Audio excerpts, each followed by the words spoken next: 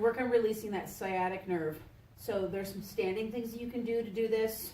We're also going to show you some sitting things so that you can really kind of try to get out of pain.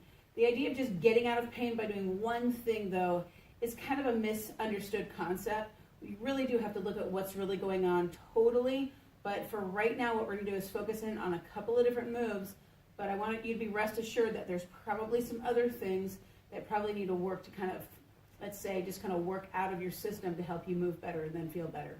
So you're going to start with, think of this as a table or as this chair, as a couch or the edge of a counter or something like that.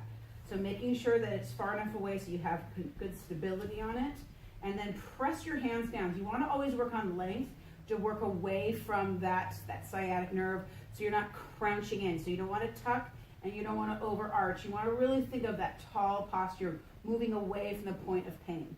So pressing your hands down to begin with, body nice and tall. Just step one leg back and one leg slightly forward in that staggered position. And that heel drops to the ground as you draw the crown of your head to the sky. So again, notice you don't want an arch and you don't want to get into tuck.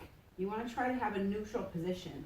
If you need to bend over, but try not to lose that position totally in your back.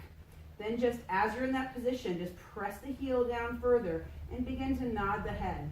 You can always turn the head, look with your eyes, drop your eyes, and just allow the body to kind of take its own space. You can move the leg back further, and then you can also take the leg and cross it over the opposite knee and then sit back. Once again, so you're now opening this hip up a little bit, finding some stretch. Once again, you're trying to find length. You're not trying to round, you're not trying to extend. Draw the abdomen in, sink back into the heel of the back leg, maintain the connection on the front side, and just hold.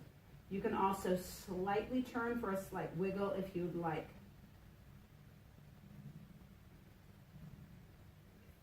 When you stand back up, do the other side, even though that may be the side that's not in pain, do the other side just to balance things out. You can also start with a leg shift, just to kind of open up the hip joint. You can do a little turn of that hip joint as well with that knee, trying not to turn in and turn out so much, but just allowing that knee to do movement. Again, swinging the leg, still maintaining some height, and then turn that knee out. You've also seen me do things like downward facing dog, and then that knee's rocking, where you're just kind of pushing back and coming forward, pushing back and coming forward. That'll help just loosen up the joint. So I'm going to show you how to sit when you're in the chair. Like say you're sitting for long periods of time in the chair. You want to sit as